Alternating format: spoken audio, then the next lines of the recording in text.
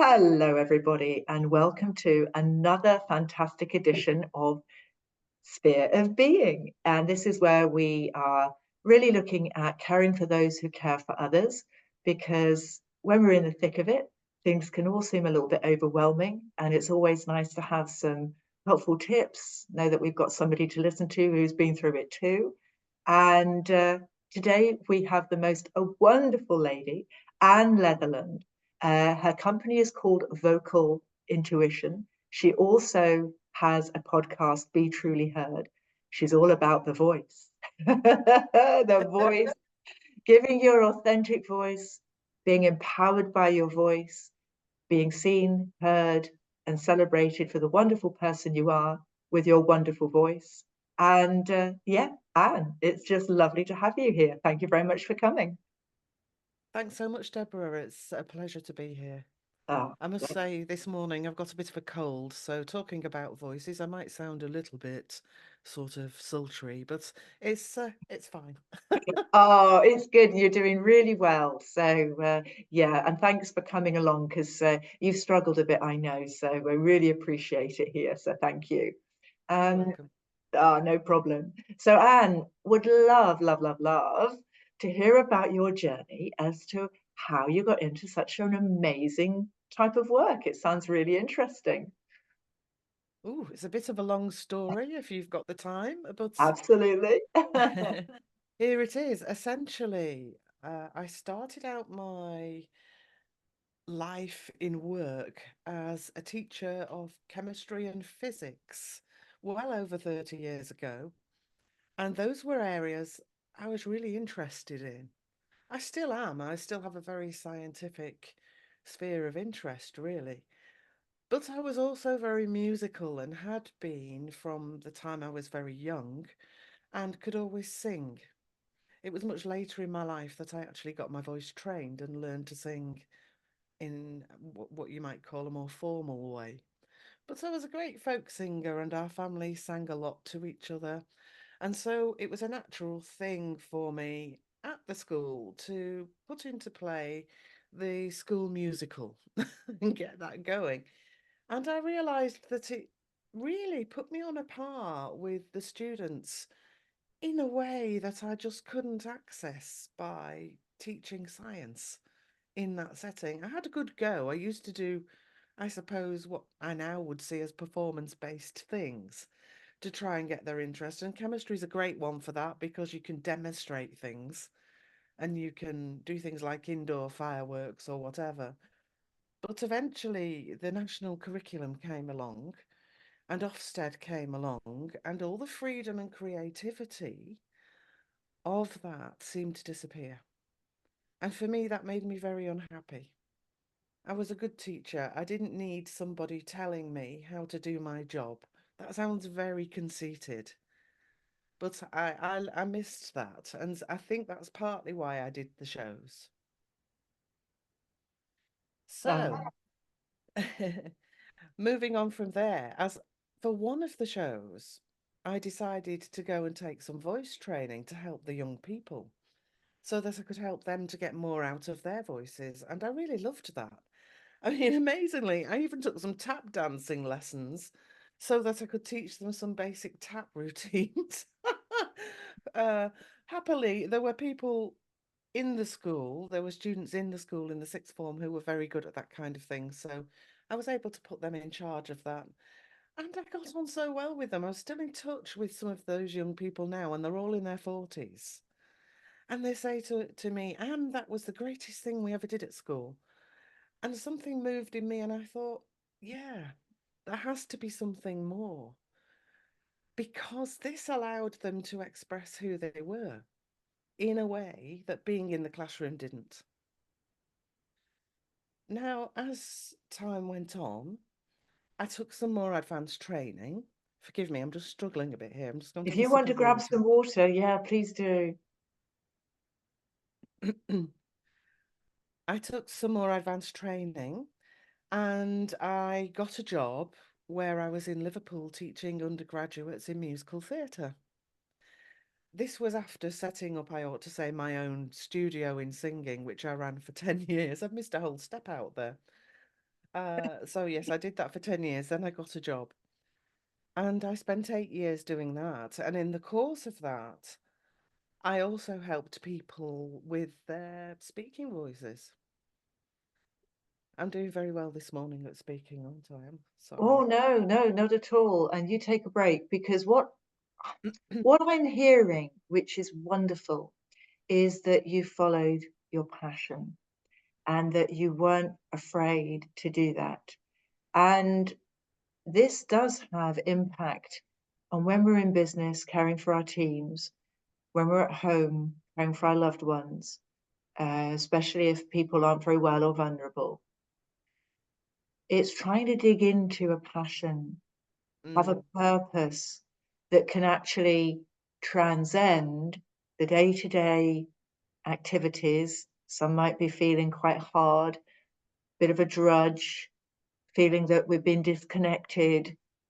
But if we can think about what motivates us, our passions, what we love to do, what we're good at, and draw those close to us that you've done in your career, because mm, moving from science-based teaching into voice and drama, it's not necessarily the perceived natural bridge, is it? To be fair, it no. the creativity and the science. I mean, there's lots of creativity in things like mathematics and science, but often we think about those left and right brain activities. We're either good Mm, at art and music and all that kind of stuff, or we're good at maths and science and all of that sort of stuff.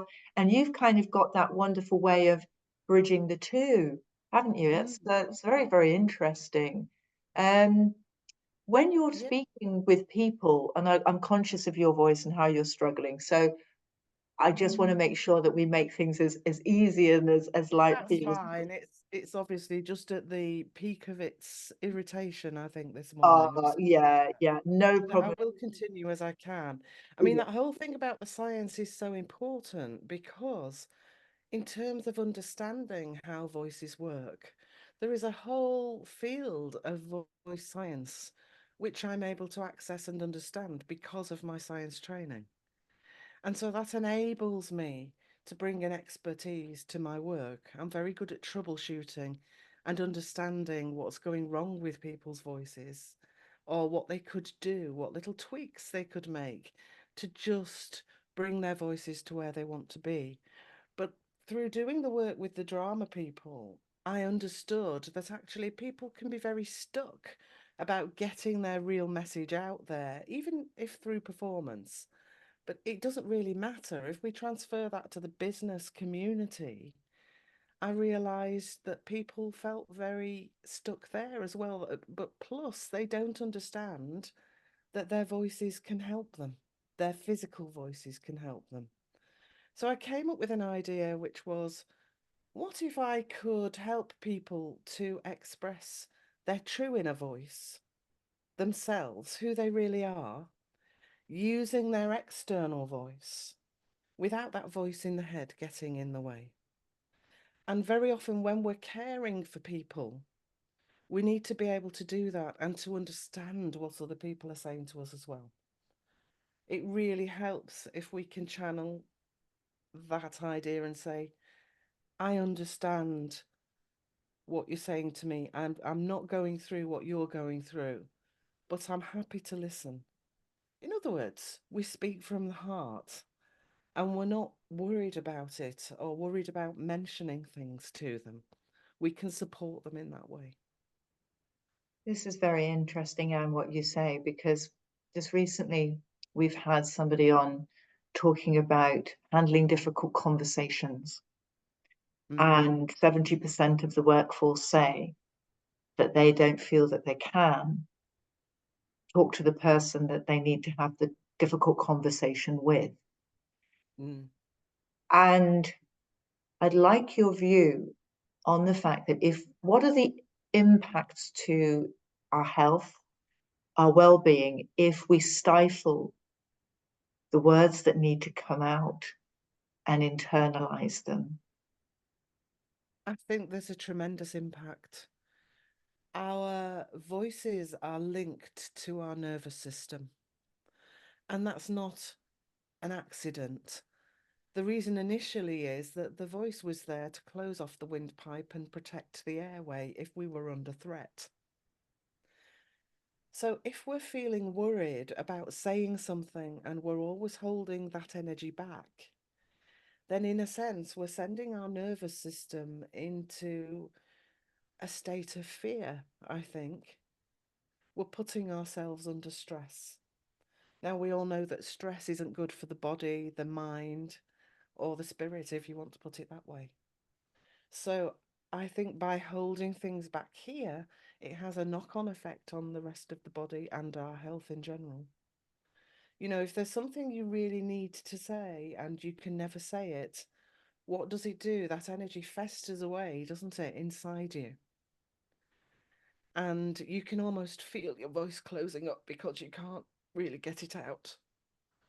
It's the same when we're upset or Mm. something like that.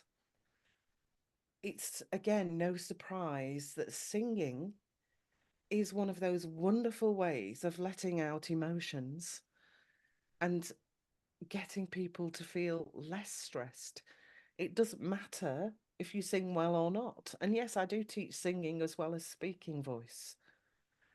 But anyone can sing just for fun, in the kitchen, doing the washing up.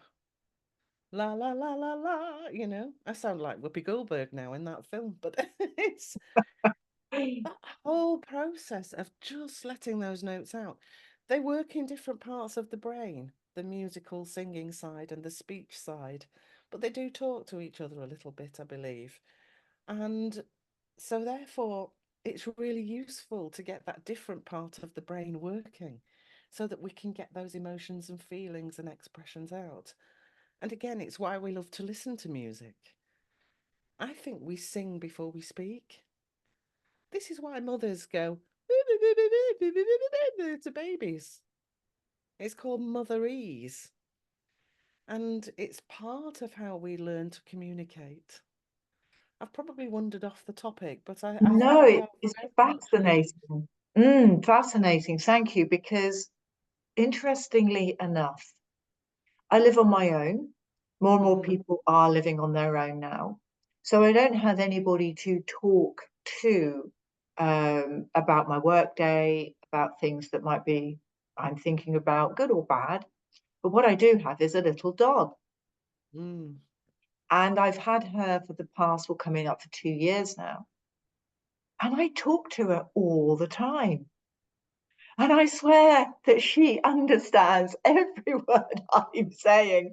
And any pet owner who has a dog, forgive me for those people that don't, but I'm sure they'll resonate with this, is that when you speak to your dog, you do think that they're getting it. And the Mm, fact is, my doggy doesn't understand English per se, but what she will do is understand what you've just done is this. She will hear the movement of the notes of my voice rather than calling it singing. Um, and what she's used to is the pattern of those notes. Because again, it's a very interesting thing that you've said. Because if I do something which is quite loud, she'll look at me in a certain way, like, "Oh, that doesn't sound good."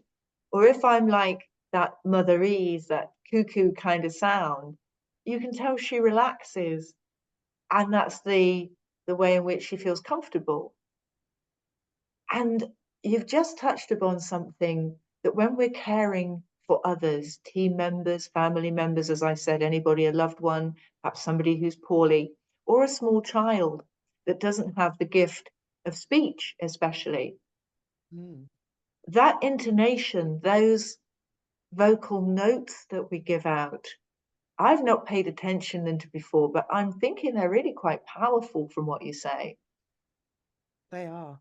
And they're a very powerful way of getting our message across when we use words as well.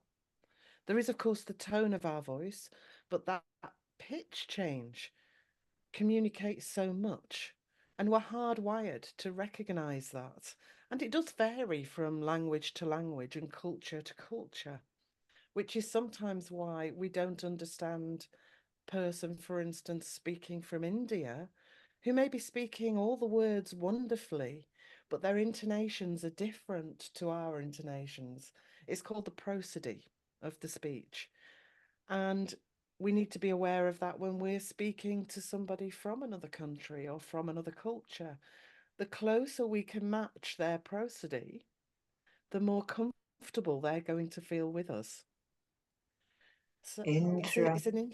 interesting thing. I mean, if, for instance, I've got quite a musical ear, so if I go to Ireland, I tend to pick up the accent after a little while. Or if not the accent, just the lilting sound of it Mm. and the ups and the downs. And I think other parts of the world have that. Scotland, India in a different way. And it's important to tune into that and listen to the lengths of the sentences and the flow of the sentences. And then the person will start to feel more at home with you. So that's something that I often do with people when they have to interact with others of different cultures or even non-native speakers of English.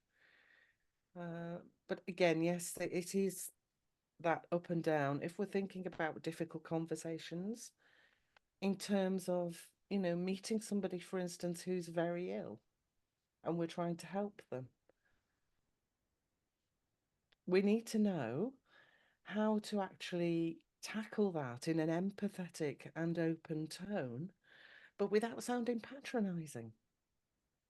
And so those Mm. ups and downs of the speech are very important.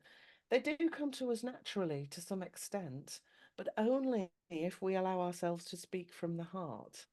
If we've got that voice in the head saying, oh, well, I don't quite know how to speak to this person with this difficulty, and what if they think this and what if they think that, then we're not going to do a good job, you know. The voice in the head, the voice in the head. Now, I'm very open on this podcast because I think it helps to share from my own personal trials and tribulations. And so I cared for my elderly mother for 10 years before she passed away. And one of the things, we had a difficult relationship to say the least. Mm. And so I think there was a voice in my head, one that had an expectation of a response from what I was saying. So I could pretty much read how certain things were going to play out with difficult conversations with my mother. And at that stage, I wasn't enlightened enough, aware enough of my own part to play in this, um, that I kept on falling into the same trap time and time and time again. And it felt almost impossible to get out of that.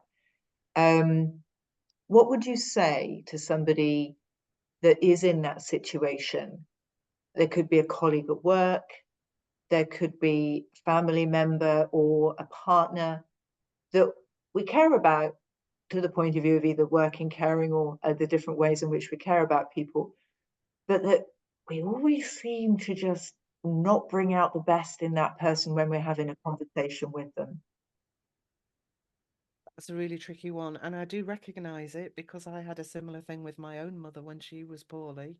She died actually just in one of the COVID years, not of COVID, but of a form of vascular dementia. And I wasn't the lone carer, really. My two sisters did a lot of the work there as well. Well, more than me in actual fact. But it was one of those relationships where we loved each other but never really got on, I think. And I always seemed to say the wrong thing. And I would always fall into those traps. And being more conscious of that now, looking back, I think to myself, well, why didn't I do what I would advise other people to do? When she said the same thing 5 times, why would I correct her? Because we know you don't do that with people with dementia. You just keep going. Mm. But I think something about the relationship makes you forget. So I think being more conscious of that now, I would try harder.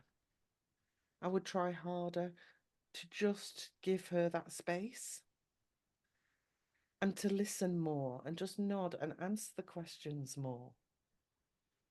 But it was difficult because she could be very irascible at times as well, you know? Um, And I think the answer is openness. Openness, listening, holding space, and then being kind to ourselves and being compassionate to ourselves to say, well, you're a human being. Of course, every now and again, you're going to be triggered. It's all part of this nervous system business again and how it comes out. Sometimes the words come out of our mouth before our brain has even registered them. Mm. So, what can we do? We can find strategies to slow down before we speak to these people. This is what I'd do now. I would make myself calmer. I would breathe more deeply. I have a nice little exercise that I do with people to help with this. And then I would be more open. Mm. Think, Slowing down. Thank you. Slowing down.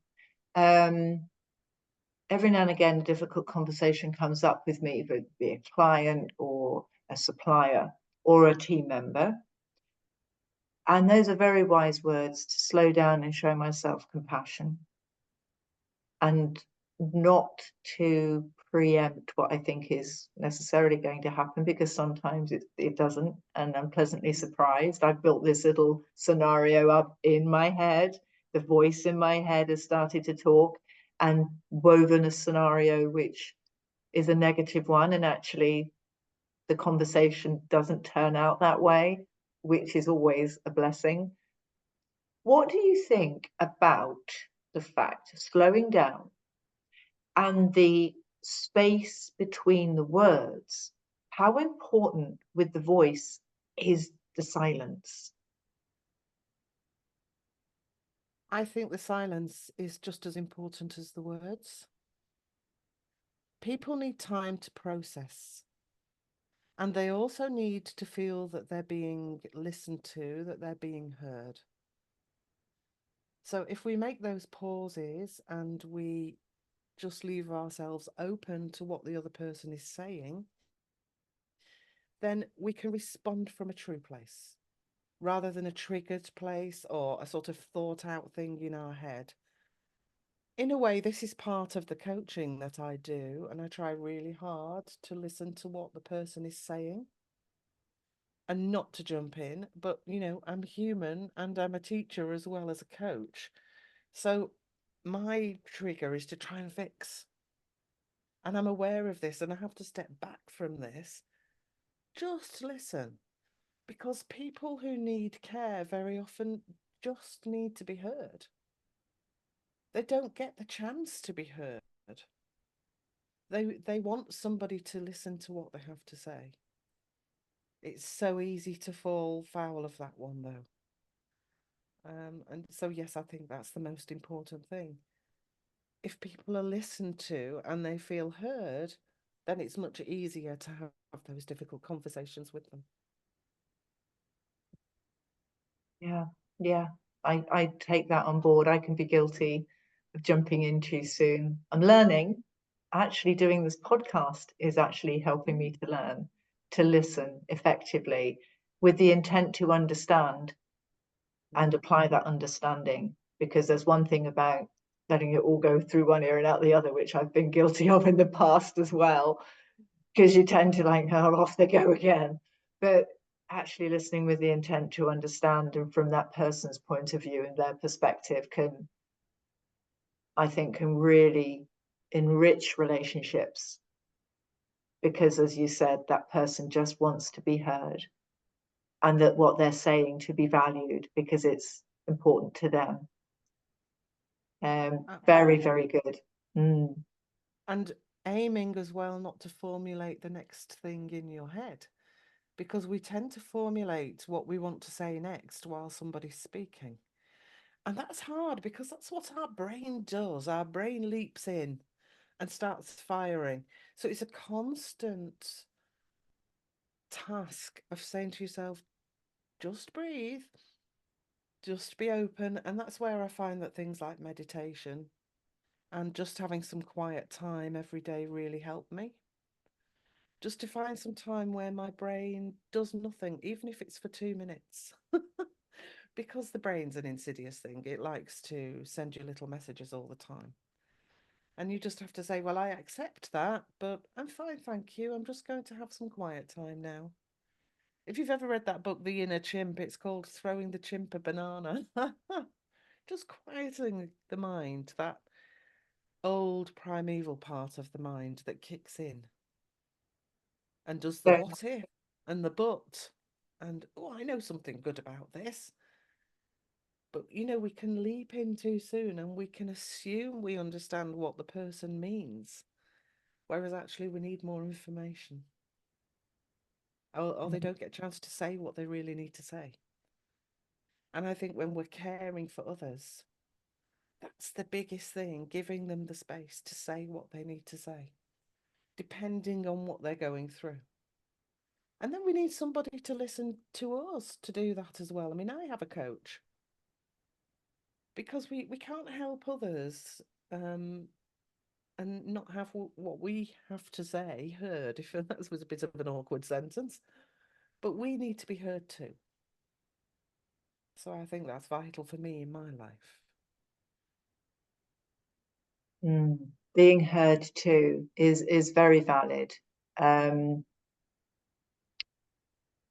when I struggle sometimes to find friends who aren't too quick from what you've identified to let me say everything. I'm a slow eater. And what I notice being a slow eater is that everybody finishes in front of me, which is fine. I'm used to that. But I can see in their eyes, like, hurry up and finish. We've all finished. Hurry up and finish. And from speaking as well, I'm quite slow and considered when I speak. And I can see that some of my friends want me to just get it out there so that then they can come in with the next thing.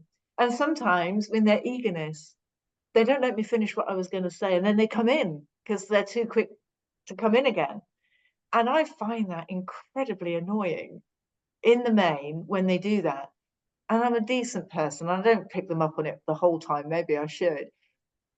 But that actually, if it's done if it's done with people that we see every day, like at work or family members, etc., I know that that can actually cause real friction if, in our eagerness to put our point of view across, we cut somebody off mid-sentence or they haven't finished what they were going to say. Is that something that you help people with?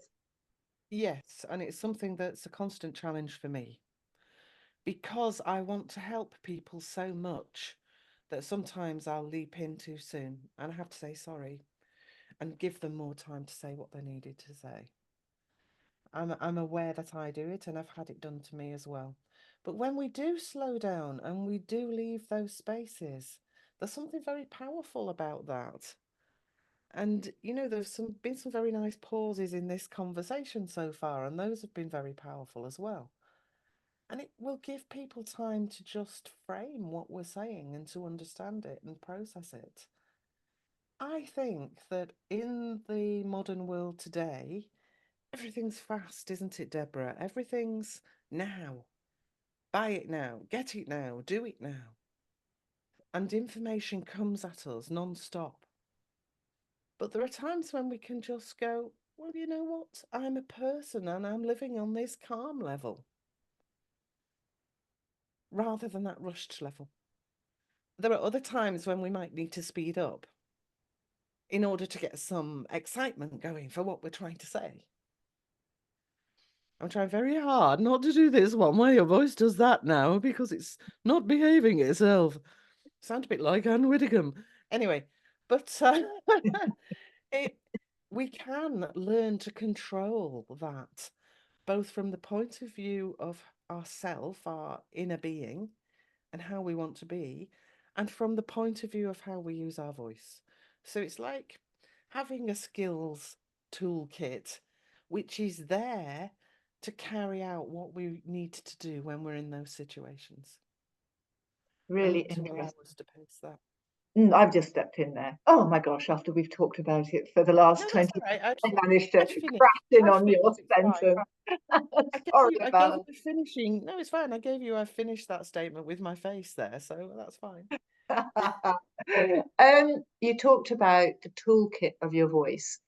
How can we make sure we look after this toolkit? Well, 101, not overload it. Very much we do too much speaking in the day, and we don't notice which things take their most toll on us. Very often it's social things, if we're speaking all day at work and interacting with people, and then we go out in the evening and we're speaking in a very loud environment in a pub or somewhere. I don't do too much of that, I ought to say. I'm not really a drinker. But, networking events where we're talking over noise, it can really take its toll on the voice. And so we need a few skills to overcome that and to overcome difficulties when the voice isn't behaving as well. Mhm. So I've just taken a really deep breath and I'm going to engage my lower tummy. And I'm just going to show you what I would do if I was struggling with my voice, which I am doing today. I'm just going to go and have a drink of water. And I'm going to open my throat and then engage that breath with the voice so everything becomes a bit more stable again.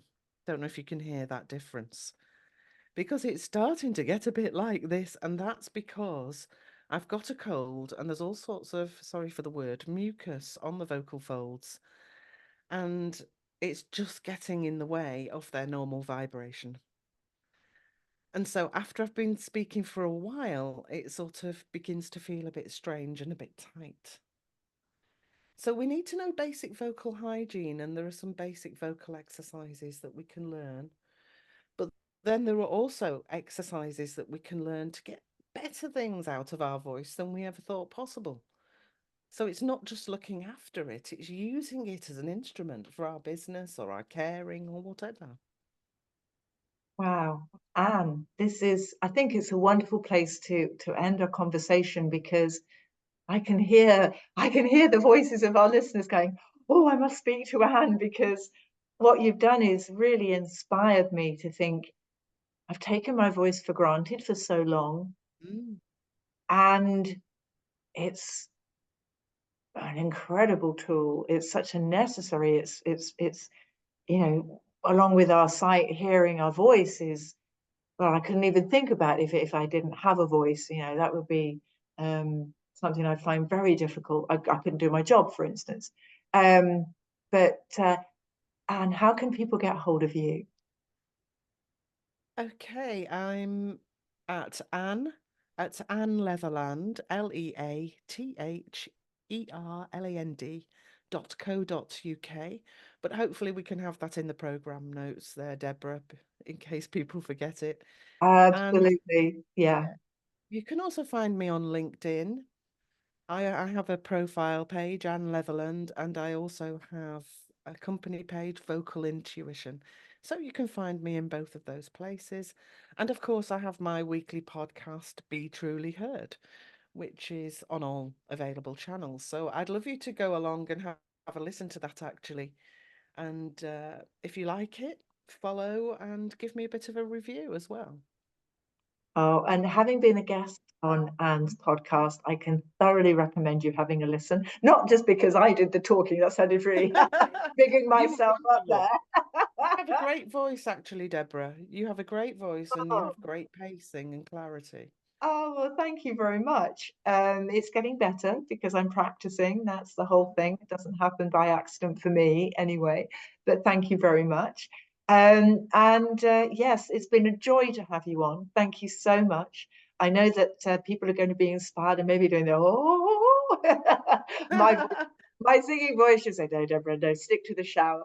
But Oh lovely. no, speaking voice. Yeah. You could do a bit of just to get connected. It's a wonderful Brilliant. exercise. But thank you so much for having me. Thank you. It's been an Oh, absolute pleasure. wonderful to have you, darling. And thanks everybody for having a listen. And we'll see you again soon with another exciting guest as well. So until the next time, have a great week, have a great day, have a great weekend. And I'll see you very soon. Take care now. Bye bye, everybody.